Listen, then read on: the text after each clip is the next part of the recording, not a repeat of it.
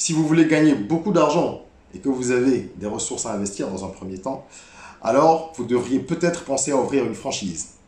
Qu'est-ce qu'une franchise? On va en parler aujourd'hui. Vous en connaissez sans savoir peut-être que ça s'appelle ainsi. On va voir ce que c'est qu'une franchise, quels en sont les avantages et quels en sont les inconvénients. On en parle tout de suite. Je suis Régis Saizy, entrepreneur multipotentiel, conférencier, formateur et artiste. Nombre de mes projets ont été acclamés et primés à l'international. Mes ouvrages se sont écoulés à plus de 20 000 exemplaires à travers le monde et j'ai formé plus de 5 000 personnes à ce jour sur les thématiques liées à l'entrepreneuriat, au business, au leadership et au mindset. Je partage avec vous sur cette chaîne du contenu propulsif pour vous aider à rêver, oser et créer. Hello les rocks, j'espère que vous êtes solides. Aujourd'hui, on va parler d'un business qui peut rapporter gros, le business des franchises. Je vous invite à vous abonner. Avant que nous ne plongions dans le vif du sujet, abonnez-vous, activez la cloche de notification, ça vous permettra d'être informé à chaque fois qu'il y aura une nouvelle vidéo. Je partage du contenu quasi quotidiennement sur cette chaîne sur des thématiques que sont l'entrepreneuriat, le business, le développement personnel, le mindset, bref, tout ce qui concourt à faire de nous des personnes plus performantes sur le plan personnel, mais également professionnel. Alors, qu'est-ce qu'une franchise? Je ne vais pas vous donner une définition complexe, vous pouvez le chercher vous-même sur Google pour avoir les définitions les plus détaillées, les plus complexes. Je vais vous dire de façon très simple comment il faut comprendre le principe. Alors, une franchise, c'est un concept, un business model qui permet à une entreprise, qu'on va appeler le franchiseur, de mettre à disposition sa marque auprès d'un franchisé pour que ce dernier l'exploite. D'accord? Donc vous avez deux entités, hein. On a franchiseur et franchisé, qui sont des entités morales, c'est pas donc des sociétés, des compagnies. Il y en a une qui détient un concept ou une idée qu'elle a protégée, brevetée, etc., standardisée, et qu'elle va mettre à la disposition d'un franchisé qui, lui, va utiliser ce concept-là sur un marché donné. Dans les faits, vous connaissez tous des franchises. Quand vous voyez par exemple McDonald's, qui est une des entreprises les plus connues au monde, d'accord, numéro 1 du fast-food, McDonald's, c'est une franchise. Donc, vous avez la possibilité d'aller souscrire auprès du franchiseur de McDonald's pour ouvrir un McDo dans votre pays, dans votre ville, évidemment si cela correspond à leur stratégie de déploiement. Parce que ce qu'il faut comprendre en premier lieu, avant qu'on aborde les avantages et les inconvénients, c'est qu'une entreprise qui décide de s'ouvrir à des franchisés, son ambition, c'est de développer son business, évidemment. Je vous conseille d'ailleurs de regarder le film Le Fondateur, si vous ne l'avez pas encore vu, qui est un biopic sur McDonald's, qui raconte donc comment est-ce que la marque McDonald's a été créée, comment elle a été développée par le système des franchises. Et c'est une leçon de business, tout ce film. Je referme la parenthèse, je ferai une vidéo spécialement sur ce film-là plus tard. C'est un de mes films préférés, en matière de business en tout cas. Donc, l'entreprise qui veut se développer et qui met en place ce système-là, elle va chercher des franchisés pour qu'ils l'aident à développer son réseau. L'utilité pour elle, bien sûr, c'est que ça lui permet d'avoir des tentacules plus rapidement. Mais aujourd'hui, je ne veux pas parler de l'intérêt d'être un franchiseur. Je veux parler de l'opportunité d'être un franchisé. Donc, quelqu'un qui va acheter une franchise. J'ai donné le cas de McDonald's, c'est pareil pour KFC et tout le reste, mais ce n'est pas que dans l'alimentaire, c'est dans les services autant que dans les produits. Vous avez des garages auto qui sont des franchises. Vous voulez ouvrir une librairie qui appartient, enfin sous l'enseigne d'une grande marque, bah, dans ce moment-là, vous allez voir peut-être la Fnac ou d'autres grandes enseignes et négocier. Maintenant, si votre marché n'est pas intéressant ou que les conditions, vous ne pouvez pas les remplir, on ne vous accordera pas la franchise, mais ce sont des choses qui se négocient, d'accord? Il y a des enseignes, des marques de vin, des supermarchés, etc., etc., etc. Ce sont des franchises que vous pouvez acheter. Il y a des franchises partout aujourd'hui dans le monde. Comment est-ce que ça se passe, ou plutôt, dans un premier temps, quels sont les avantages d'ouvrir une franchise? Déjà, je pense que c'est un business, hein. Je fais encore une petite parenthèse avant d'aborder ça, mais c'est important. C'est un business qui n'est pas suffisamment exploité en Afrique encore. Évidemment, dans certaines capitales telles que Abidjan, Dakar, dans certaines grandes villes, j'allais dire, telles que Dakar, Abidjan, Douala, etc., vous avez de plus en plus de marques internationales qui sont ouvertes par le principe des franchises parce qu'il y a de la consommation à un niveau important et il y a un pouvoir d'achat qui permet justement à ce type de business de fonctionner. Mais je trouve que de façon plus globale, en Afrique francophone, il n'y a pas encore assez de franchises. Ce qui est logique. Il faut que le marché soit intéressant pour que vous puissiez prendre une franchise et qu'on vous l'accorde. Chez les anglophones, les pays anglophones, c'est un autre niveau. Hein. Mais il faut que les marques africaines elles-mêmes, et c'est ça qui est important, comprennent que pour se développer, elles pourraient elles-mêmes exploiter le système des franchises. Donc, offrir la possibilité à d'autres personnes d'utiliser leur marque, en respectant les conditions bien sûr, sur d'autres marchés, pour que ça puisse grossir plus facilement. C'est une piste à explorer véritablement et nous travaillons d'ailleurs actuellement pour un client qui envisage d'ouvrir un type de restaurant assez particulier en Afrique francophone et de le franchiser. Donc ce sont des choses qui vont venir. Alors, vous qui suivez cette vidéo et qui avez peut-être envie d'ouvrir une franchise, comment est-ce que ça se passe? Pourquoi vous devriez le faire? Le premier avantage, c'est que vous n'avez pas à travailler sur la réputation. Très important. Si je veux ouvrir une franchise de KFC dans un pays X, que je prends connaissance des conditions, ce qui va être, et que ça peut fonctionner, qu'ils veulent bien me l'accorder, ce qui va être important pour moi, un des premiers avantages, c'est que je n'aurai pas à travailler sur la réputation ou sur la notoriété de la marque, parce que c'est une marque déjà connue. Donc quand on ouvre une franchise, on bénéficie déjà de ça. Vous voyez une grande enseigne, quelqu'un ouvre un supermarché Carrefour ou Super U, quelque part en Afrique, ben, il y a déjà une connexion émotionnelle, une connexion psychologique même à cette marque que vous connaissez, même si vous êtes resté dans votre quartier toute votre vie et que vous n'avez jamais visité un de ces pays d'où viennent ces marques-là, ces grandes marques. Vous en avez entendu parler à travers la télévision, à travers la publicité, puisque nous sommes à l'ère de la mondialisation et que nous sommes complètement absorbés par les grandes marques qui font beaucoup de pubs. Donc, lorsque vous verrez une enseigne pareille ouvrir chez vous, il y aura forcément déjà un déclic, il y a un attachement. La publicité, le marketing, c'est de la psychologie, c'est de la manipulation. Donc, vous êtes déjà plus, vous, consommateurs, vous serez déjà beaucoup plus enclin à aller vers ce type d'enseigne. Celui qui ouvre donc une franchise a cet avantage-là.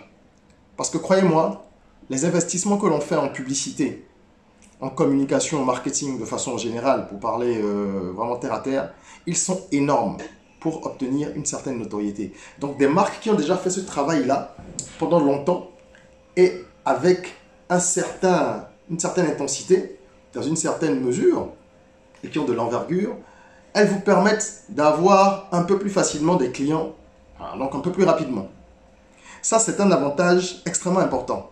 Le second avantage, c'est que si vous ouvrez une franchise, vous avez l'accompagnement du franchiseur. Vous, le franchisé, vous avez l'accompagnement du franchiseur. C'est-à-dire que vous serez assisté sur un certain nombre d'aspects pendant tout le processus. Parce que le franchiseur a intérêt à ce que votre activité fonctionne. Pourquoi? La franchise que vous allez ouvrir, vous devrez reverser un pourcentage donné de votre chiffre d'affaires chaque année, de vos bénéfices, pardon, chaque année. En plus des droits d'entrée. Je vais en reparler tout à l'heure plus en détail pour expliquer, mais il y a des droits d'entrée quand on prend une franchise. Et ensuite, il y a un pourcentage sur le bénéfice.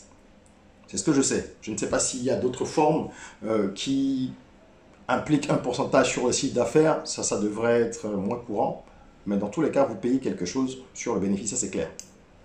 Donc le franchiseur, il a intérêt à vous accompagner. Parce que c'est en s'assurant que vous ferez de gros chiffres qu'il s'assure également que son développement se passe comme il veut et que lui aussi, ça lui fait plus d'argent puisque ce que vous allez lui reverser va aller se rajouter à son chiffre d'affaires qu'il fait lui-même avec ses enseignes qu'il dirige, enfin qu'il a ouvertes et qu'il dirige personnellement. Donc cette assistance est très importante. Vous êtes formé, vous êtes assisté. Il y a des marques qui offrent même au moment de... Enfin, dans la préparation avant l'ouverture, qui offre des formations au siège chez elle, où vous avez vraiment comme un peu ce qu'on appelle les académies là, des académies d'entreprise qui vont vous former à leur pratique, en termes de gestion, en termes de com, en termes de ressources humaines. C'est énorme. Et ça, c'est aux frais du franchiseur, bien sûr. Parce qu'il considère que dans la démarche vers le succès, il doit vous donner les outils et les clés pour que vous puissiez faire le meilleur travail possible. En termes de marketing aussi, c'est intéressant pour vous. Je parlais tout à l'heure de l'aspect réputationnel et de la renommée. Mais au niveau des efforts marketing, il y a beaucoup de choses que vous n'avez plus à faire.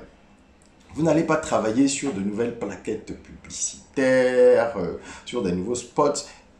Vous avez en tout cas des outils qui sont des outils corporate, qui sont même imposés par le franchiseur. Il y a une charte graphique à utiliser, donc vous n'allez pas mettre 10 ans à chercher quelle est l'harmonie de couleurs à créer pour faire sa pomme et tout ça. Non, vous avez une charte qui existe. Vous avez après là je parle par exemple de tout ce qui va être communication print, hein. C'est juste un exemple. Quand je dis marketing, c'est beaucoup plus large. D'accord? Vous n'allez pas réfléchir pendant 1000 ans non plus au prix que vous allez pratiquer. Parce que même si vous devez adapter le concept à votre environnement, il y a un certain nombre d'éléments qui existent déjà qui vous permettent de baliser la réflexion pour prendre des décisions rapidement. Ok? Vous savez plus ou moins quel est le type de la clientèle que vous visez, parce que vous savez quels sont les produits et services vendus par telle enseigne. Mais encore une fois, on adapte, parce que celui qui va au McDonald's en France, il n'est pas forcément de la même classe sociale que celui qui va au McDonald's à Abidjan, à cause des niveaux de vie.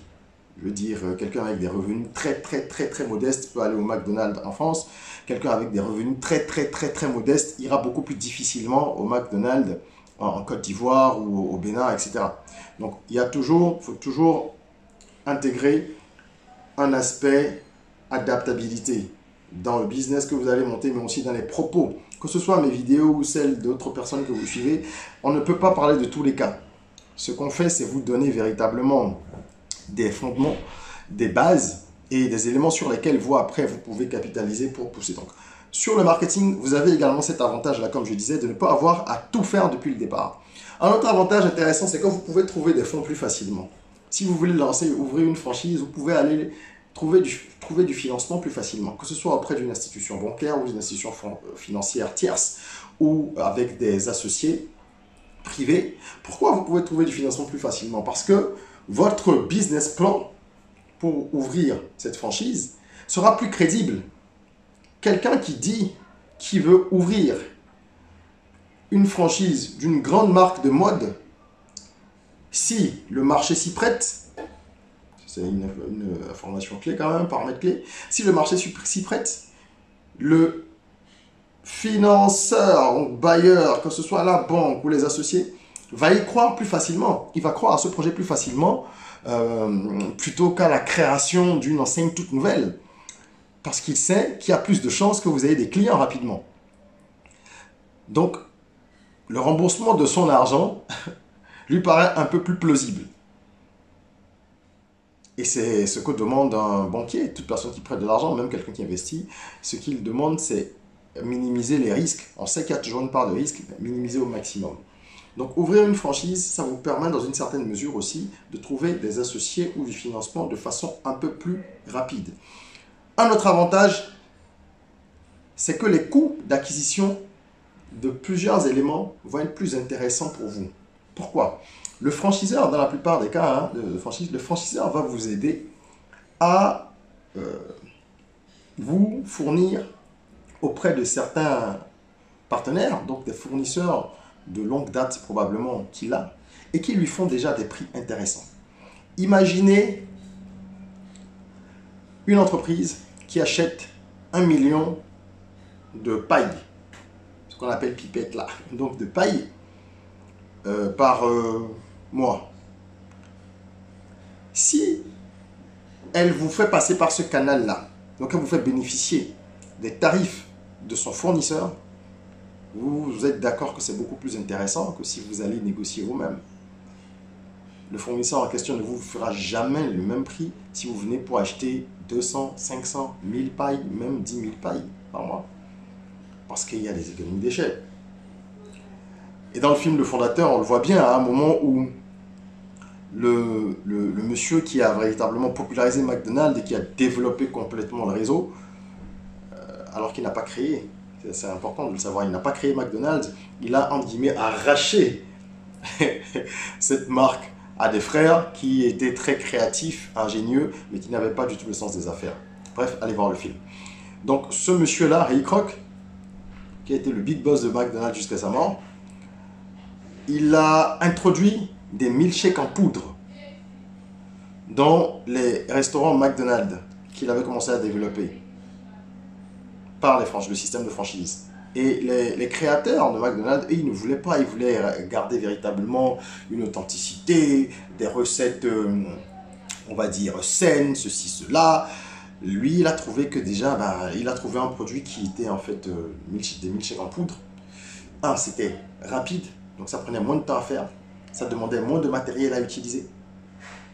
Mixeur, blablabla, terminé. Il fallait juste mettre la poudre dans de l'eau, touiller, et puis boire. Et le goût était assez proche, grâce à donc, des produits chimiques et tout ça, des milkshakes naturels. Lorsqu'il a fini par imposer ça à tous les restaurants, quasiment, tous les franchisés de la chaîne, il passait commande justement auprès d'un même acheteur, tous ces franchisés. Donc ils avaient les prix faits aux franchisés de McDonald's. Donc si vous êtes affilié à une franchise, pour un certain nombre de choses, vous aurez des prix intéressants, plus intéressants que si vous alliez négocier vous-même. Donc tout ça, mis ensemble, ça permet d'avoir un retour sur investissement beaucoup plus rapide que si on lance un nouveau business tout seul, qu'on crée quelque chose de zéro. Parce que vous voyez, je viens de parler des coûts qui peuvent être réduits pour l'acquisition d'un certain nombre d'intrants, ou en tout cas d'éléments que vous aurez à utiliser. Vous avez des efforts marketing qui vont être, entre guillemets, allégés sur certains aspects. Bien sûr, vous allez faire du battage médiatique et tout ça, mais il y a une grosse part de travail qu'on fait en amont, surtout sur tout ce qui est réflexion stratégique, que vous n'aurez plus à mener. Donc à ce moment-là, ça vous fait gagner également du temps, et le temps c'est de l'argent. Vous pouvez consacrer ce temps-là à faire un certain nombre d'autres choses. Vous êtes formé et accompagné. Tous ces éléments mis ensemble vont vous mener vers une rentabilisation plus rapide, un retour sur investissement probablement plus rapide. Donc voilà l'ensemble, enfin l'ensemble non, il y en a beaucoup d'autres, mais voilà en quelques grandes lignes les avantages que vous pouvez avoir à ouvrir une franchise. Mais quels sont les inconvénients? Parce qu'il faut en parler. Et ensuite, c'est à vous de sous-peser la chose. Les inconvénients, il y en a un certain nombre. À commencer par déjà les coûts initiaux, les coûts de démarrage. Pourquoi est-ce que ça coûte cher d'ouvrir une franchise? Parce que comme je l'ai dit un peu plus tôt, vous devez payer des droits d'accès ou des droits d'entrée. Le nom varie, il y a plusieurs termes. La terminologie est changeante, mais le principe est le même. Vous devez payer quelque chose pour avoir le droit d'utiliser. C'est comme quand vous allez payer des frais d'adhésion quelque part, ou quand on paye les frais d'étude de dossier. C'est-à-dire, ça, c'est la base. Vous arrivez, si votre dossier, avant même qu'il soit accepté, dans les conditions, on vous dit, pour utiliser notre marque, notre enseigne, pour l'ouvrir, vous devrez payer tel. Et ça peut être un montant pas totalement figé, parce qu'en fonction des territoires, ça change. Si vous avez l'ambition d'utiliser la marque sur un territoire avec 5 millions de clients potentiels, ça ne sera jamais le même prix que si vous l'utilisez sur un territoire avec 20 000 clients potentiels. On est d'accord? Donc, chaque marque, chaque franchiseur a ses méthodes de calcul, ses ratios, son approche. Mais ce qui est immuable et constant, c'est que vous allez payer des droits, des frais d'accès. À partir du moment où vous payez ces frais d'accès-là, qui sont généralement très élevés, ça peut aller chercher dans des centaines de milliers de dollars pour les plus grosses enseignes comme McDonald's. Mais il y a plein d'autres enseignes. Donc, ouvrez les yeux, il y a plein d'autres enseignes dans différents domaines qui font des choses très bien, qui peuvent marcher dans vos pays. Il ne faut pas seulement regarder les plus gros, les plus connus. Il faut se donner la peine d'aller chercher et de fouiller. Après ces droits d'entrée, d'accès, vous allez avoir toute l'installation. Il faut savoir qu'un franchiseur, il vous impose beaucoup de choses. Parce qu'il a une image à préserver. Il a un positionnement. Il a une charte qualité. Donc, il y a plusieurs éléments qui font qu'on va vous imposer, par exemple, pour faire le comptoir, ça doit être en tel ou tel matériau. Si c'est une marque qui, je parle de comptoir dans le cadre, par exemple, d'une activité dans l'alimentaire, hein, si c'est un restaurant ou un bar, une franchise dans ce domaine. C'est juste pour vous donner un exemple. Si c'est une marque qui est engagée dans une démarche écologique et tout ça, ben à ce moment-là, elle va vous dire peut-être que les vêtements doivent être faits dans des fibres de tel type. Ça peut être très complexe aussi, hein. Ça peut se complexifier à de nombreux niveaux. Au niveau de la préparation, au niveau du traitement des employés, au niveau de ci et de ça. Donc, elle vous remet un peu comme un cahier de charge, cette entreprise qui est le franchiseur, en vous disant, vous allez payer les droits d'accès, mais en plus, pour lancer l'activité, vous devez faire telle chose. Ou alors, il faudra très vite engager une démarche pour avoir ISO ceci. Il faut faire ci, il faut faire ça. Donc, c'est beaucoup de coûts pour se lancer. Généralement, on ne se lance pas dans les franchises avec 100 francs, quoi. C'est pas peanuts. Autant sur cette chaîne, je parle de business qu'on peut lancer avec vraiment très peu de ressources dès le départ. Mais il y a des business qui sont beaucoup plus costauds et qui demandent plus d'investissement. Et c'est également mon devoir et mon choix, surtout, de parler de toutes les options. Parce que ceux qui regardent cette chaîne ont des velléités, des volontés différentes, des ressources différentes. Et ça peut intéresser certaines personnes. D'accord? L'autre aspect négatif aussi, selon moi, dans les franchises, c'est que vous n'avez pas beaucoup de liberté. Vous n'avez pas de liberté. Comme je viens de dire, on vous impose beaucoup de choses. Et si vous voulez être dans un projet, c'est vrai, c'est un schéma un peu mixte parce que vous êtes à votre compte, vous allez développer vous-même, vous êtes un entrepreneur d'une certaine mesure, vous allez développer l'enseigne sur votre marché, mais vous dépendez du franchiseur qui vous impose un certain nombre de choses, à qui vous devez ouvrir également vos finances de façon très transparente, puisque le franchiseur récupère un pourcentage de vos bénéfices ou de votre chiffre d'affaires, selon les franchiseurs. Donc à ce moment-là, vous devez ouvrir tous vos comptes. Ils ont le droit à n'importe quel moment de venir regarder dans le livre comptable, regarder comment ça se passe, nanani, nanana. Ils peuvent avoir un mot à dire sur la gestion. Sachez que les contrats de franchise, surtout avec les grosses enseignes, sont extrêmement compliqués. Ce sont des pavés. C'est extrêmement compliqué et complexe. Compliqué à suivre et complexe à gérer. Donc vous n'avez pas la même marge de manœuvre que lorsque vous créez votre propre projet dès le départ, vous faites comme vous voulez. Mais évidemment, il faut bien qu'il y ait quelques inconvénients, sinon ce serait trop simple. Vous comprenez? Donc, il faut voir si c'est quelque chose qui peut vous intéresser sous cette forme-là, parce qu'il n'y a pas beaucoup de confidentialité, encore une fois, comme je dis. Vous n'êtes pas vraiment libre. Et un autre point qui est très, très important, c'est également risquer dans une certaine mesure une franchise. Parce que à la moindre erreur, vous pouvez perdre le droit d'utiliser l'enseigne. Puisqu'il y a des clauses qui disqualifient, il y a un certain nombre de paramètres qui peuvent entraîner une rupture de contrat rapide, très rapide. Donc vous devez faire attention à beaucoup de choses, ça peut devenir très stressant, très stressant. Et quand vous signez ce contrat avec le franchiseur, c'est un contrat, donc c'est limité dans le temps. Ça peut être 5 ans, 10 ans, etc. Donc même si le contrat n'est pas rompu au cours de son exécution, donc pendant la durée pour laquelle vous avez signé, au terme de cette durée-là, il faut le renouveler. Il n'y a aucune franchise que je connaisse qui soit renouvelée de façon tacite, hein, c'est très rare. Parce qu'ils font toujours une évaluation pour voir si vous respectez les choses convenablement. Est-ce que c'est rentable pour eux? Est-ce que vous êtes un partenaire avec qui c'est facile de travailler ou non? Blablabla. Donc, voilà un peu les avantages et les inconvénients. Maintenant, pour se lancer, qu'est-ce qu'il faut faire? Ben, faites des recherches si ça vous intéresse. Regardez déjà dans quel secteur vous aimeriez ouvrir peut-être une franchise ou quels sont les secteurs les plus rentables pour ouvrir une franchise. Je pourrais faire une vidéo là-dessus si ça vous intéresse. Si c'est le cas, laissez des messages en commentaire et je pourrais revenir parler des secteurs qui sont les plus intéressants et peut-être les moins contraignants lorsqu'on veut ouvrir une franchise. Donc cherchez.